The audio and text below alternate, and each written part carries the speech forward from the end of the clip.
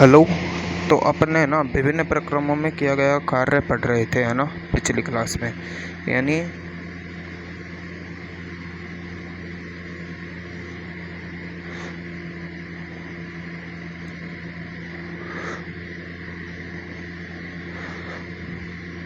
देखो, विभिन्न प्रक्रमों में किया गया कार्य अपन पढ़ रहे हैं, है ना। तो विभिन्न प्रक्रमों में जो किया गया कार्य है ना, जो किया गया कार्य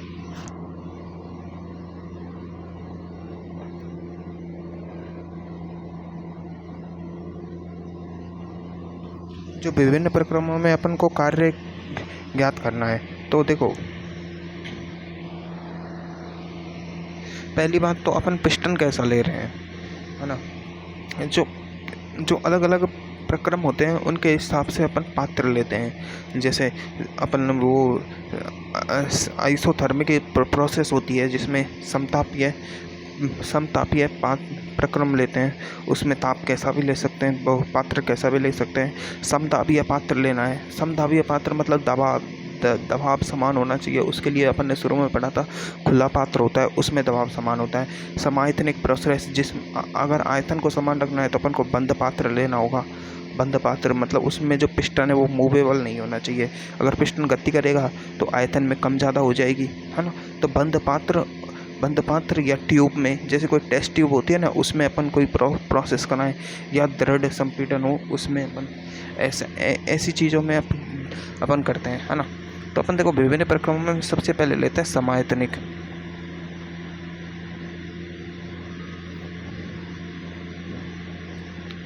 देखो, जो समायतनिक प्रक्रम होता है ना, वो कैसा प्रक्रम होता है। देखो, पहली बात तो अपन समझते हैं कि समायतनिक में होता क्या है, कि अपन को पता है कि आयतन समान होता है, यानी डेल्टा टी या डी टी इजकल टू क्या होता है इसमें, 0, और टी क्या होता है इसमें, कांस्टेंट। ये तो इसकी कंडीशन हो गई, है ना।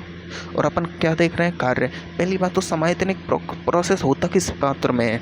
अपन देखते हैं कि ऐसा पात्र जिसमें जो ये पात्र होता है उसमें जो ये पिस्टन लगा होता है, पिस्टन वो अगर मूवेबल नहीं है, यानी पिस्टन कैसा है, दृढ़ पिस्टन है, दृढ़ पिस्टन है, तो आयतन बढ़ेगा ही नहीं, चाहे कुछ भी कर लो अंदर।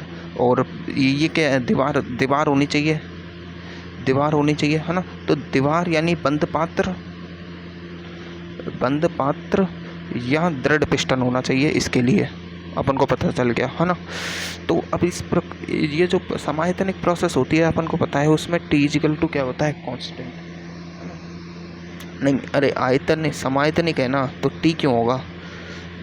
अपन बात कर रहे हैं v इजिकल टू होगा कांस्टेंट, है ना। और डेल्टा v या डी वी इजिकल टू क्या होगा, इसमें 0 होगा। ये तो अपन को अच्छे से पता है ना। तो अब देखो, अपन क्या ज्ञात कर रहे हैं, विभिन्न प्रक्रमों में किया गया कार्य। तो कार्य का फॉर्मूला क्या होता है, कार्य का अपन देखो, कार्य का फॉर्मूला क्या पढ़ते हैं, माइनस पी डी वी। अगर देखो ऊष्मागतिकी कार्य है तो समाकलन कर देंगे v1 से v2। अगर वो ऊष्मागतिकी नहीं, वो क्या बोलते हैं उसको, उत्क्रमणीय कार्य है, अनुत्क्रमणीय कार्य है, तो सीधी सी बात है p डेल्टा v हो जाएगा। तो माइनस में है ना, w बराबर। तो इसमें दोनों में ही अगर v 0 है, dv बराबर 0 या डेल्टा v बराबर 0, तो क्या होगा, w बराबर क्या होगा इसमें, 0। मतलब ऐसा प्रक्रम जो समायतनिक है उसमें w बराबर क्या आता है, हमेशा 0। समायतनिक प्रक्रम में किया गया कार्य, ढंग से सुनो मेरी लाइन है ना, ढंग से सुनो, कि समायतनिक प्रक्रम में, जो समायतनिक प्रक्रम होता है उसमें किया गया कार्य होता है वो 0, शून्य होता है। क्यों, क्योंकि उसमें आयतन परिवर्तित नहीं होता है। अब अपन है ना दूसरा देखते हैं, समतापीय प्रक्रम। ये समझ आ गया ना, समायतनिक प्रक्रम। अब अपन देखते हैं दूसरा,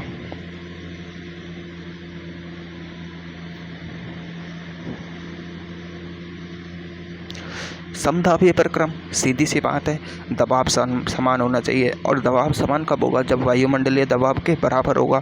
और उसके लिए अपन खुला पात्र लेते हैं, क्या, खुला पात्र। खुला पात्र, अब खुला पात्र होगा तो क्या होगा उसमें, देखो ये पात्र खुला हुआ है।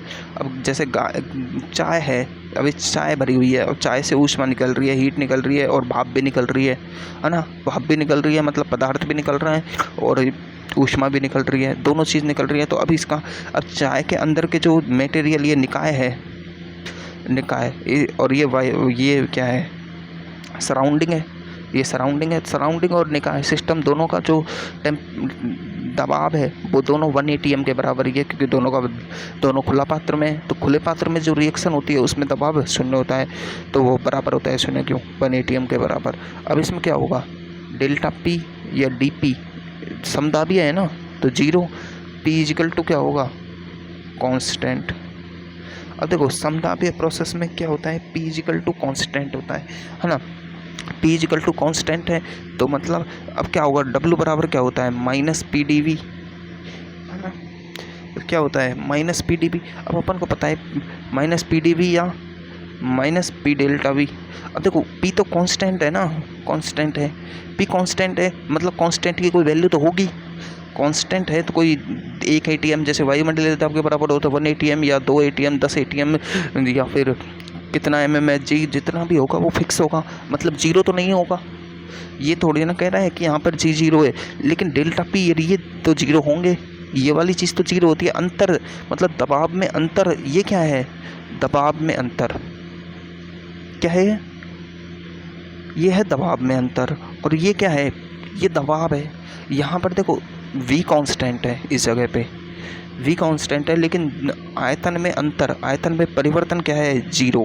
तो आयतन में परिवर्तन 0 है तो उसका समाकलन भी 0 होगा। यहाँ आयतन में परिवर्तन 0 है, लेकिन यहाँ पर दबाव में परिवर्तन थोड़ी देख रहे हैं अपन को तो दबाव चाहिए, दबाव तो है कोई ना कोई, तो W 0 तो नहीं होगा, यानी W कुछ ना कुछ तो होगा। अब कुछ ना कुछ क्या होगा, अपन को फॉर्मूले से निकालना होगा, वो तो -P डेल्टा V से है ना। और उत्क्रमणीय प्रोसेस है तो W बराबर लगा तो -PdV और समाकलन कर दो V1 से V2 तक। यही तो पढ़ा है अपन ने, 2 ही कार्य है ना। अब इसमें देखो डेल्टा V की जगह अपन क्या लिख सकते हैं, -P V2 - V1, ये भी तो है W बराबर, ये भी तो लिख सकते हैं अपन है ना। ये भी तो दबाव का ही फॉर्मूला, वो है कार्य का फॉर्मूला। अब ये कार्य का फॉर्मूला आ गया।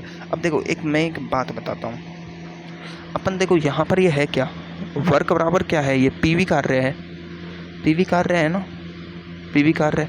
अब सर ने तो एक लाइन लिखा दी क्या, कि यदि नोट डाल के लिखा दिया सर ने तो, कि यदि खुले पात्र में गैस का उत्सर्जन हो तो, यदि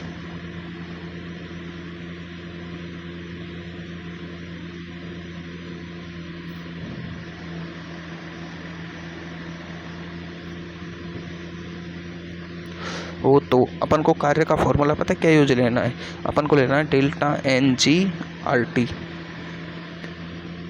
या फिर NGRT लेना है ना। NGRT यानी उसके मोल लेने हैं, NGRT हाँ उसके मोल लेने हैं। अब ये कैसे सिद्ध हुआ, ये कैसे आ गया है ना। तो इसके लिए देखो अपन ये क्या कर रहे हैं, ये PV कार्य है और खुले पात्र में गैस का उत्सर्जन हो रहा है, इसका मतलब खुला पात्र है। तो क्या होगा, खुला पात्र है तो अपन को पता है समतापीय प्रोसेस होती है। अब समतापीय प्रोसेस होती है खुले पात्र में तो डेल्टा P बराबर 0 होता है और P इजिकल टू क्या होता है, कांस्टेंट, अपन देख चुके हैं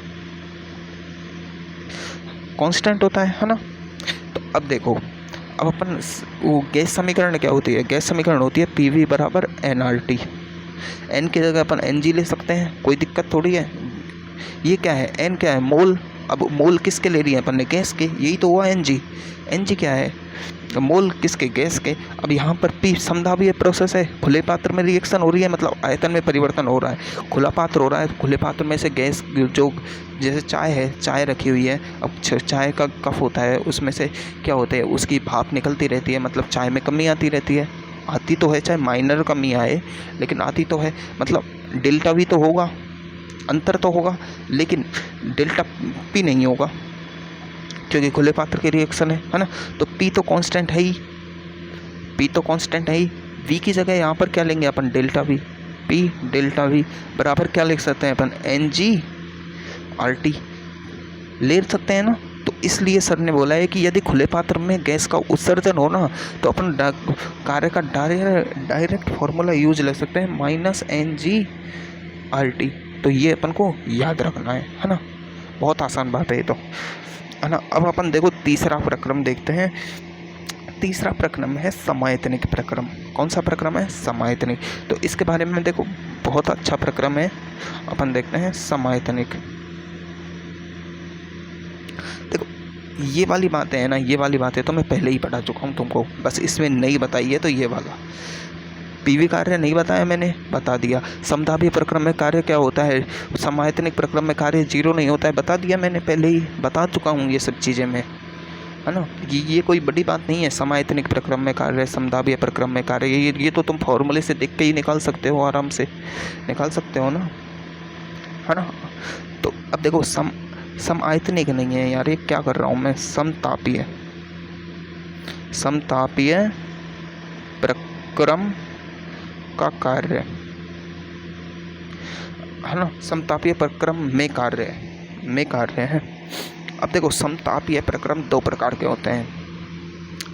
एक तो उत्क्रमणीय प्रक्रम में इसका अलग होगा, क्योंकि यहाँ पर दोनों चीज़ें चेंज होगी। देखो समायतनिक प्रक्रम में तो dV = 0 हो गया, dV = 0 हो गया, है ना। समायतनिक प्रक्रम में तो उत्क्रमणीय अनुत्क्रमणीय का कॉन्सेप्ट ही खत्म हो गया, क्योंकि वर्ग 0 आ गया। समतापीय प्रक्रम है, इसमें P चेंज नहीं हो रहा है, लेकिन डेल्टा V में अंतर आ रहा है। तो अपन ने -PV/V2 - V1 डायरेक्ट अंतर को यूज ले लिया। लेकिन समतापीय प्रक्रम में T चेंज नहीं होगा, है ना। T कांस्टेंट होगा, T है जो कांस्टेंट होगा, लेकिन P चेंज होगा, है ना, और V भी चेंज होगा। तो इसके लिए उत्क्रमणीय और अनुत्क्रमणीय का कार्य अलग अलग होगा। अब देखो अपन उत्क्रमणीय का कार्य देखते हैं, उत्क्रमणीय प्रक्रम का, है ना। उत्क्रमणीय प्रक्रम में किया गया कार्य देखते हैं। उत्क्रमणीय प्रक्रम होता है, पहला देखते हैं। उत्क्रमणीय प्रक्रम में समतापीय उत्क्रमणीय समतापीय प्रक्रम। उत्क्रमणीय समतापीय प्रक्रम देख रहे हैं अपन, है ना। उत्क्रमणीय समतापीय प्रक्रम। अब देखो उत्क्रमणीय समतापीय प्रक्रम है वो तो ये बात तो अपन को पता है, T = कांस्टेंट होने वाला है, डेल्टा T या dt = 0 होने वाली है ना। तो अब उत्क्रमणीय प्रक्रम अब अपन को पता है कि उत्क्रमणीय प्रक्रम कौन दर्शाता है, आदर्श गैस से दर्शाती है। तो आदर्श गैस के समीकरण से देखो PV बराबर क्या होता है, nRT होता है। PV बराबर क्या होता है, nRT। अब कांस्टेंट क्या है यहाँ पर, T कांस्टेंट है, R क्या है, रिडबर्ग कांस्टेंट, ये क्या है, रिडबर्ग कांस्टेंट। N क्या है, मोल, और मोल भी क्या है, एक रिएक्शन के लिए तो फिक्स ही है, कोई एक पर्टिकुलर एक रिएक्शन ले रहे हैं अपन, तो उसके लिए मोल तो फिक्स है। तो मतलब PV = टोटल वैल्यू कांस्टेंट आ रही है, मतलब PV = कांस्टेंट आ रहा है ना। क्योंकि देखो टेम्परेचर कांस्टेंट हो गया, R कांस्टेंट हो गया, N कांस्टेंट हो गया, तो PV = क्या आ गया, टोटल वैल्यू कांस्टेंट। अब टोटल वैल्यू कांस्टेंट होगी तो देखो P और V दोनों कांस्टेंट की वैल्यू आ रहे हैं, है ना। तो देखो इस समानुपाती कांस्टेंट में कोई ना कोई वैल्यू तो होती है। PV = मान लो कोई वैल्यू x है, PV के बराबर में कांस्टेंट की कोई वैल्यू तो होती है। तो P बराबर क्या आ जाएगा, x/y/b आएगा कि नहीं आएगा। तो P समानुपाती यहाँ क्या आ रहा है, अगर कांस्टेंट होता है तो समानुपाती का चिन्ह आता है, और क्या आ रहा है 1/b। तो P समानुपाती V, मतलब क्या हुआ इस बात से मतलब है कि P बढ़ेगा तो V घटेगा, और V बढ़ेगा तो P घटेगा। यही तो समानुपातिकता दिखा रहे हैं। मतलब उत्क्रमणीय समतापीय प्रक्रम होगा तो उसमें P और V एक दूसरे के व्युत्क्रमानुपाती होते हैं, मतलब एक बढ़ेगा तो दूसरा घटेगा। तो इसके लिए इसको एक तरीके से दिखाते हैं तो इसको है ना ऐसे भी लिख सकते हैं, P1 P2 बराबर में आएगा V2 V1। ये कैसे लिखा मैंने, ये फिजिक्स से लिखा, और ये बताऊंगा नहीं क्यों, क्योंकि ये तो अपन हर चीज़ में देखते हैं ना। देखो अपन क्या क्या चीज़ में देखते हैं, अपन काइनेटिक एनर्जी निकालते हैं। काइनेटिक एनर्जी के बराबर क्या होती है, के बराबर होता है P²/2m, P²/2m होती है। तो अपन क्या देखते हैं, K1/K2 बराबर P1² नहीं करते हैं क्या, ऐसे नहीं करते हैं क्या अपन जब पर उनके अंतर निकालते हैं, करते हैं ना। तो ऐसे ही तो लिखा है मैंने, ये एक दूसरे के व्युत्क्रमानुपाती है। तो मैंने देखो P1 पहले का टेम्परेचर ले लिया, P2 बाद का टेम्परेचर ले लिया, और ये V2 बाद का अंतर ले लिया है, P1 पहले का अंतर ले लिया आयतन में, और ये एक दूसरे के व्युत्क्रमानुपाती हैं ही है। देखो ये P1 है तो ये V1 आया ना, व्युत्क्रमानुपाती P1 V1 है ना। तो ये अपन को पता लगे कि उत्क्रमणीय समतापीय प्रक्रम में T कांस्टेंट होगा, N एक रिएक्शन के लिए फिक्स होती है, R भी उस रिडबर्ग कांस्टेंट होता है, और टेम्परेचर भी उस रिएक्शन के लिए फिक्स है। तो P भी कांस्टेंट आ जाएगा, P समानुपाती V आ जाएगा। तो P1 P2 बराबर आ जाएगा V1 B2 V1। देखो P1/P2 बराबर V2/V1 है, उल्टा है दोनों, है ना। तो ये अपन को समझ आ गया। अब अपन क्या गया, कार्य निकाल लेते हैं किससे, उत्क्रमणीय प्रक्रम का मैंने तुम्हें बता ही दिया है कार्य क्या होता है।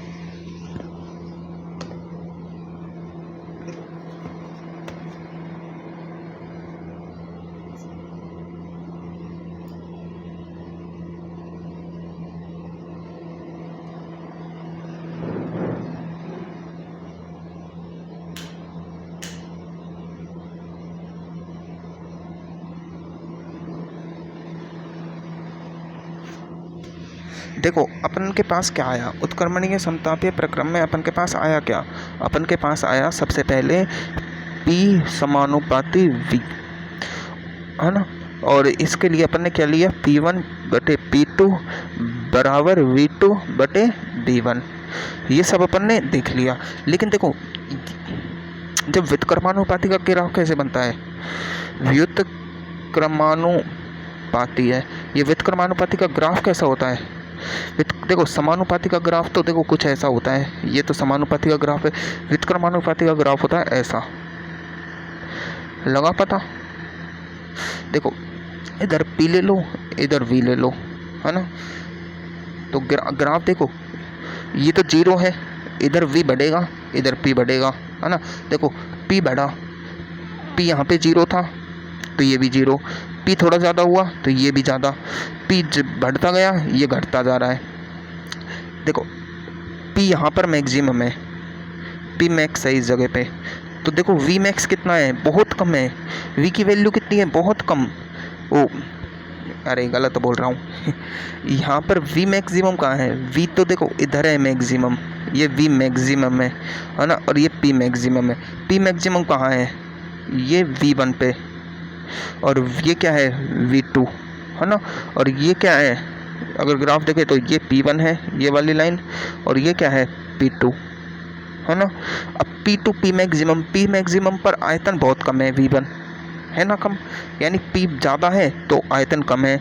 और देखो V2 पे V तो बहुत ज़्यादा है, अब V ऐसे ही तो बढ़ेगा, 1 2 3 4 5 6 7, इधर 1 2 3 4 5 6 7 8। ये तो ग्राफ की वो है कैलकुलेशन, कितनी ले रहे हैं, 100 200 500 पे ले रहे हैं, 1000 2000 3000 पे ले रहे हैं, 10 20 30 पे ले रहे हैं, 40 50 60 पे ले रहे हैं। ये तो ग्राफ लेते हैं अपन। तो देखो इधर V बढ़ रहा है तो इधर P बढ़ रहा है। अब देखो V2 है, वहाँ पर P2 बहुत कम है, वो V2 बहुत ज़्यादा है। तो P1 देखो V2 और P1 को मिलाने वाली रेखा है, P1 बहुत कम है ना।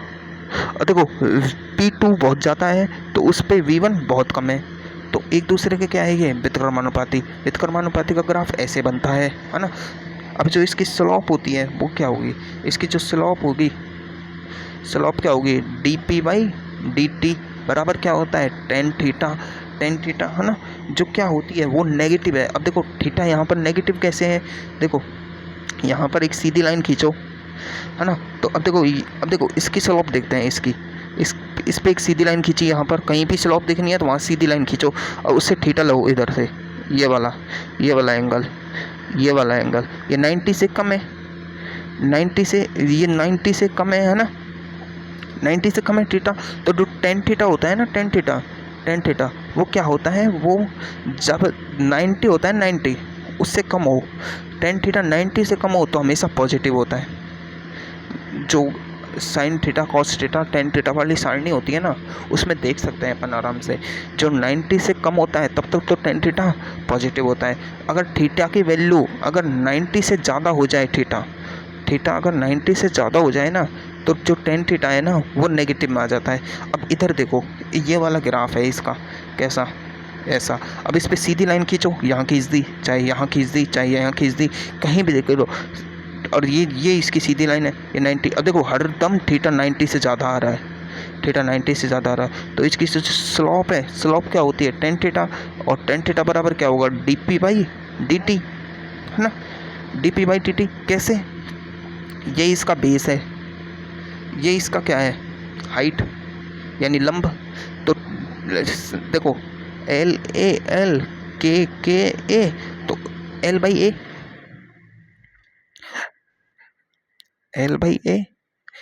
ए, तो L हाइट, dp अंतर, डेल्टा p इसका अंतर, और a इसका अंतर, dt, डी थोड़ी है अपने पास, dv।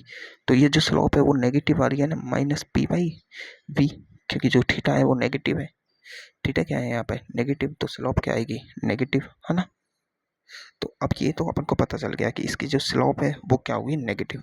अब देखो कोई भी ग्राफ होता है ना, ग्राफ जब तुम ग्राफ वाली क्लास लेंगे ना, तो मैंने बताया होगा कि ग्राफ का एक तो क्षेत्रफल होती है और एक उसका ढाल होती है ना। अब इसका जो जो देखो ये वाला ग्राफ है अपने पास, है ना, इसकी जो ढाल तो अपन को पता लग गई, ढाल क्या है, स्लोप क्या है, इसकी जो ढाल है वो तो टेन थीटा है, टेन थीटा बराबर क्या आई है, dp बाई dv, जो क्या आ रहा है, माइनस p बाई b। क्यों, क्योंकि थीटा है वो 90 से ज़्यादा है, 90 से ज़्यादा है। हमेशा थीटा अपन को ना ग्राफ में ये वाला देखना है, ऐसे एंगल, अगर ग्राफ ऐसा है तो ये एंगल कम हो जाएगा, थीटा का लेस देन है। अगर ग्राफ ऐसा है तो थीटा 90 से ज़्यादा हो रहा है। और लेकिन अब इसका क्षेत्रफल कैसा होगा, देखो ये वाला जो एरिया है, ये इसका क्या है, क्षेत्रफल। अब जो इसका क्षेत्रफल होता है, अब क्षेत्रफल क्या होगा, क्षेत्रफल इसको और इसको मल्टीप्लाई करने से आता है हमेशा। क्षेत्रफल क्या होगा, एरिया क्या आएगा, P इंटू वी से एरिया आएगा। अब P इंटू वी क्या होता है, ये तो कार्य होता है, पीवी कार्य तो पढ़ रहे हैं अपन, है ना। P इंटू वी इसका क्या होता है, कार्य। अब कार्य क्या होता है, W बराबर, अब देखो इसकी स्लोप नेगेटिव है तो W बराबर क्या आएगा, इसमें कार्य आएगा। तो अपन को कार्य निकालना है, तो अगर PV ग्राफ दिया हो, PV अगर देखो अपन को ये ग्राफ का पता लग गया, ढाल निकालनी है, इसकी स्लोप निकालनी है, तो माइनस पी बाई वी करेंगे, है ना। क्योंकि वो माइनस क्यों लेंगे, क्योंकि थीटा नेगेटिव है और थीटा 90 से ज़्यादा है। मैं ये सिर्फ ग्राफ की बातें बता रहा हूँ तुम्हें, कुछ नहीं है, सर बताते भी नहीं है केमिस्ट्री वाले, क्यों, क्योंकि उन्हें पता है ये फिजिक्स की बातें हैं, है ना। तो इसमें देखो इसका जो क्षेत्रफल होता है वो क्या होगा, इसका क्षेत्रफल क्या होगा, एरिया पीवी होगा, पीवी, है ना। अब जो इसका क्षेत्रफल है, इसका क्षेत्रफल वो कार्य के बराबर है, इसका जो क्षेत्रफल है वो क्या है, बराबर किसके आ रहा है, कार्य के, क्योंकि इसका जो एरिया है वही तो क्या है, पीवी, और कार्य बराबर भी क्या होता है, पीवी, तो दोनों बराबर आ रहे हैं। तो जो पीवी ग्राफ होता है, ग्राफ का क्षेत्रफल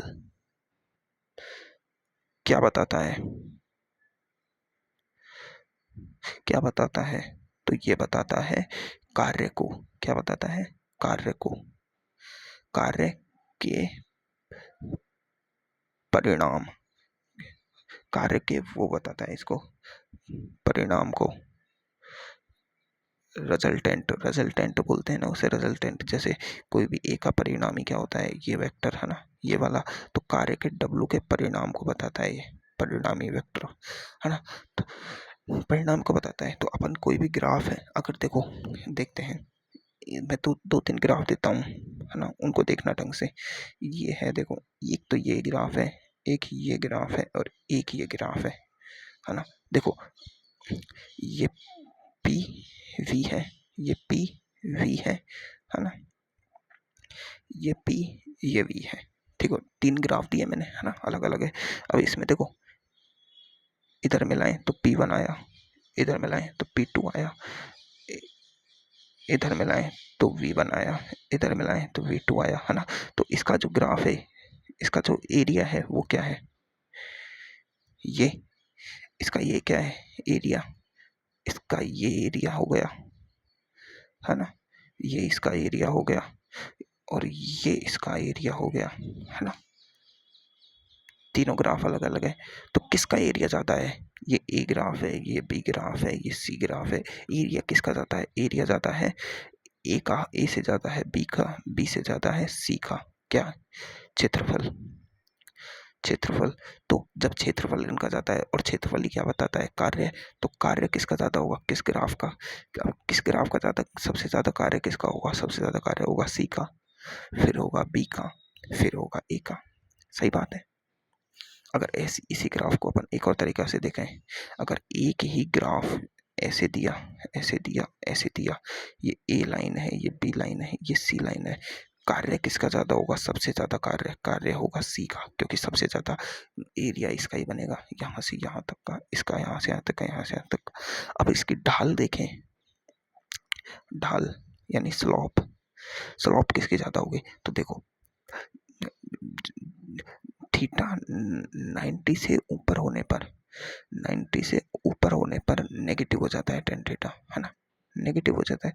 तो देखो इसकी स्लोप बहुत ज़्यादा नेगेटिव में गई, क्योंकि बहुत ज़्यादा 90 के 180 के और ज़्यादा पास आ गई। इसकी स्लोप और कम है, इसकी स्लोप देखो 90 के पास में ही आ गई, लगभग पास में आ गई। तो देखो स्लोप सबसे ज़्यादा किसकी है? सी की, फिर है बी की, नहीं सी की नहीं, ई की है स्लोप सबसे ज़्यादा। सबसे ज़्यादा स्लोप एक ही है, क्योंकि ये नेगेटिव में है ना।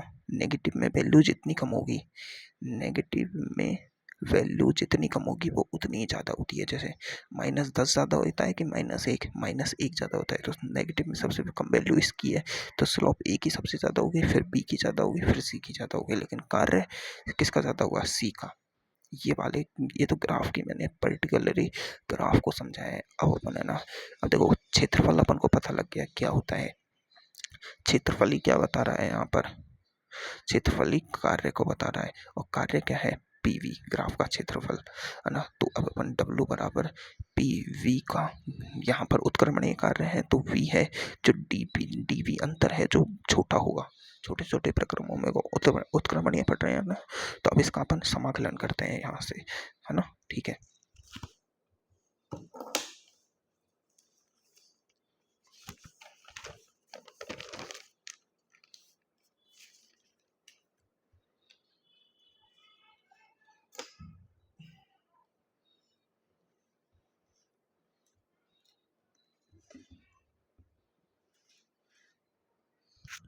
अब देखो अपन इसका समाकलन करते हैं। समाकलन कैसे करेंगे? W बराबर अपने पास क्या आया? -PV, है ना? ये होता है कार्य। अब इसको W बराबर क्या होगा? DW हुआ, छोटा कार्य लिया जाए एक, तो -P/dV हो जाएगा। अब इनका समाकलन करेंगे, इसका समाकलन तो W हो जाएगा, इसका क्या होगा? देखो अपने पास क्या है? P/dV, है ना? P/dV है अपने पास, क्या है? P/dV। तो पी आदर्श गैस के लिए पी बराबर क्या होता है? NRT। क्या होता है? NRT, है ना? तो अपन यहाँ पर P बराबर क्या ले सकते हैं? NRT अपॉन V यूज ले सकते हैं ना, NRT अपॉन V। तो W बराबर माइनस तो आगे आ जाएगा, P की जगह NRT अपॉन V dV ये ले लेंगे, है ना? तो W बराबर अब क्या आएगा? देखो N कांस्टेंट एक रिएक्शन के लिए, R कांस्टेंट, और अपन देख रहे हैं समतापीय प्रक्रम, तो TB कांस्टेंट। समतापीय उत्क्रमणीय समतापीय प्रक्रम का कार्य देख रहे हैं ना अपन, तो तीनों कांस्टेंट, तो तीनों को बाहर ले लो, NRT, तीनों को बाहर ले लिया। अब देखो समाकलन में आ गया 1/v dv। अब जो कोई भी चीज़ में देखते हैं ना अपन, तो 1/x का समाकलन होता है ln x। क्या होता है? ln x क्या होता है? ये वाली बात याद रखनी होती है। 1/v का समाकलन क्या होता है? ln x, और लिमिट कहाँ से कहाँ तक लगा रहे हैं अपन, v1 से v2 तक की, है ना, v1 से v2 तक की। तो w बराबर क्या हो जाएगा, minus n R T l n V, और लिमिट कहाँ से लग रही है, v1 से v2 तक। ठीक है, इतना अपन को समझ आ गया।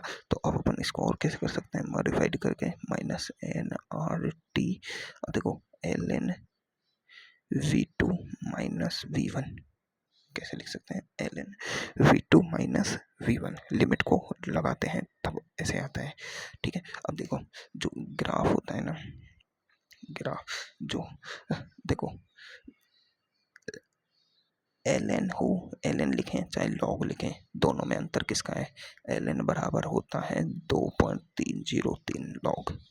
तो ये वाली बात अलग बात है, तो अपन एल एन लेके लिखते हैं। तो l n V two by B one, ध्यान से देखो, V two by V one बराबर होता है l n V two minus l n V one. इसको ऐसे लिख सकते हैं, log V two by V one बराबर होता है log V two minus log V one, ये लॉग है ना।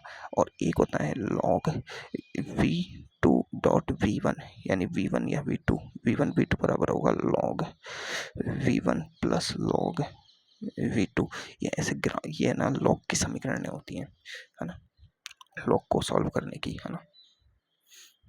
और देखो लॉग e की पावर x हो ना, तो उसको अपन लिखते हैं x log e, ऐसे लिखते हैं, है ना। तो अब यहाँ पे देखो log l n V two minus B one है, तो इसको अपन यहाँ से ये वाला भी लिख सकते हैं, ये वाला, है ना। तो W बराबर ये क्या आएगा, माइनस एन आर टी, इसको लिख देंगे l n V two mine by V one, है ना।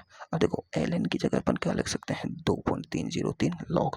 तो W बराबर minus n R T 2.303 log natural log, क्योंकि अपन सॉल्व तो नेचुरल लॉग में करते हैं ना, इस वाले लॉग में थोड़ी करते हैं, V two by V one.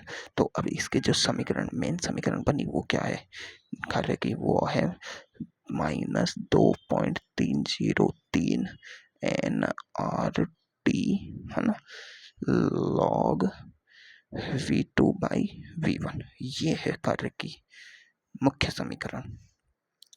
देखो अपन ने अभी देखो P समानुपाती V पढ़ा, और फिर P1 बाई P2 बराबर V2 बाई V1 लिया। V2 बाई V1 की जगह यहाँ V2 बाई V1 की जगह अपन minus 2.303 N R T log P1 by P2 भी ले सकते हैं, ये वाली भी समीकरण होती है, ये दोनों समीकरणें बन जाती है ना। देखो आर की वैल्यू 8.303, टी की वैल्यू अगर 25 डिग्री सेल्सियस लिया जाए, है ना, 25 डिग्री सेल्सियस लिया जाए, है ना, और ये इन सबको इनको में मल्टीप्लाई किया जाए तो लगभग 0.055 ऐसे कुछ वैल्यू आती है। हाँ, उसको अपन को याद रखना नहीं है, इतना ही काफ़ी है, इससे ही अपन को सॉल्व करना है। ठीक है ना। देखो इसको अपन ये अपन एक चीज़ और देखी नहीं अपन ने, है ना, ये वाली एक देखते हैं कि अपन P1 बाई P2 लेते हैं और V2 बाई B1 ले रहे हैं, इन दोनों को मल्टीप्लाई करें तो P1 B1 बराबर आ रहा है P2 V2, ये वाली बात भी याद रखना, है ना। चलो ये कार्य तो हो गया, अब अपना ना अगला देखते हैं।